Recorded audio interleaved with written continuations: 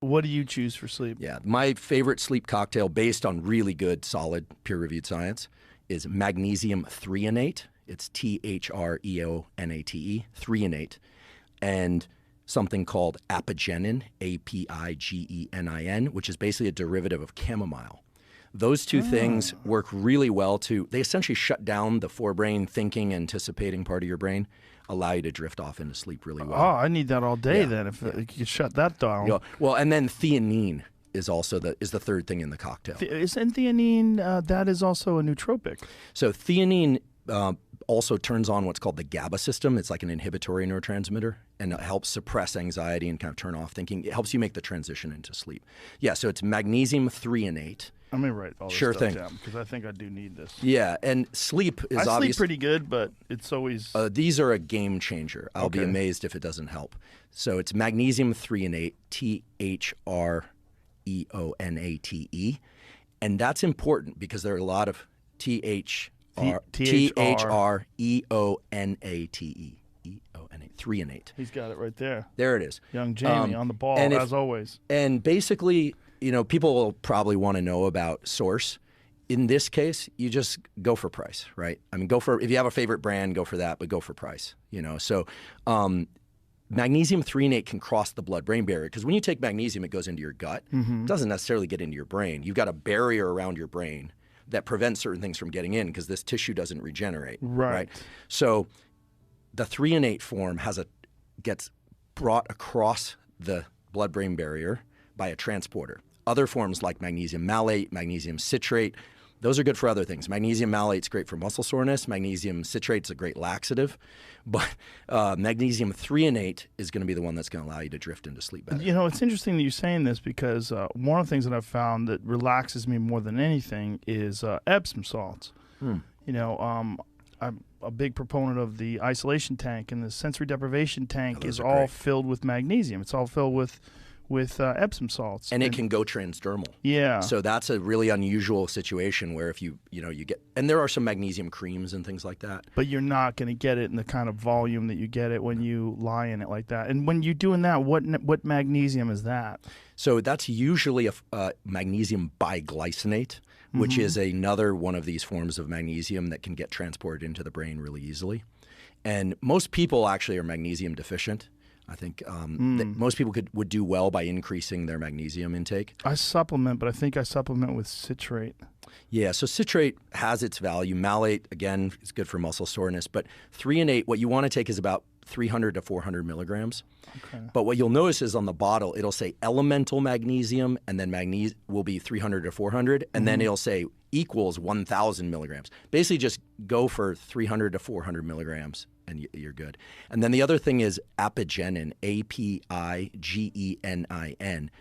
And this stuff is terrific. It basically, that's the only source I'm aware of. This is like Swanson. A cocktail. Yeah, and I should be very clear that maybe because I've been blabbing about this. How is this cocktail put together? Did you just put this together? No, so I want to be really clear. I have no relationship to these brands or anything there.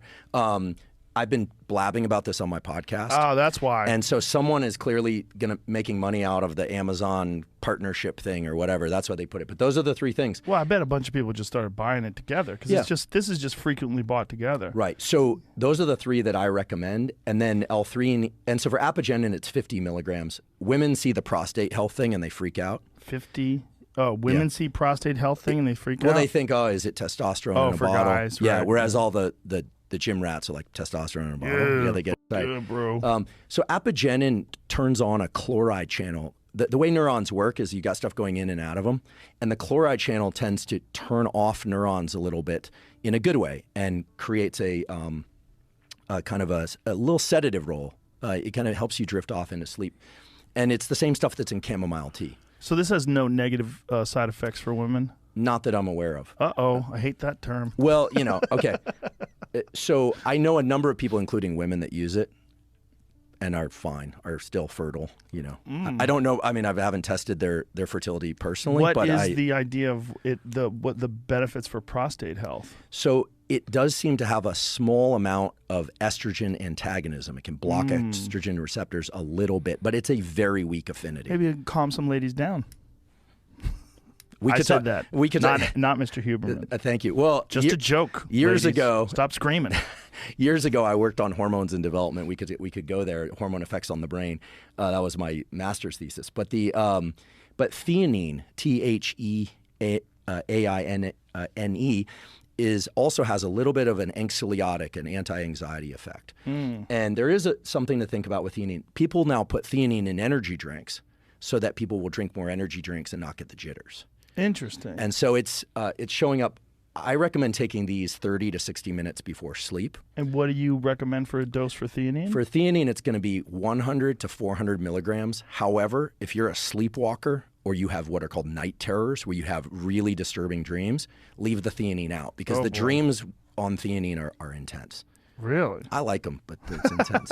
But I'm into dreaming. I think dreaming is a really interesting brain state. Theanine is in that neurogum, isn't it, young Jamie? I think it's in there. Yes. They're putting it in everything now.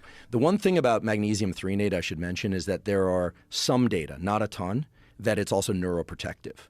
So there's at least one study, peer-reviewed, independent, not a company paying for the study, but done by a laboratory with no bias, that shows that magnesium threonate can offset some forms of age-related cognitive decline. So that's also that's another reason to. So the cocktail of the three of them, the reason for putting the three of them together? There seems to be some sort of synergistic effect because some people, of course, will take something for a long period of time and then it'll stop working. You can take these, they're not habit forming. I mean, I've taken them consistently and then taken breaks and then go back on them. And they really, in most cases, I mean, I guess if someone had a heart condition, a serious heart condition, anytime you mess with magnesium, because you have neurons in your heart, magnesiums are involved in neuron function.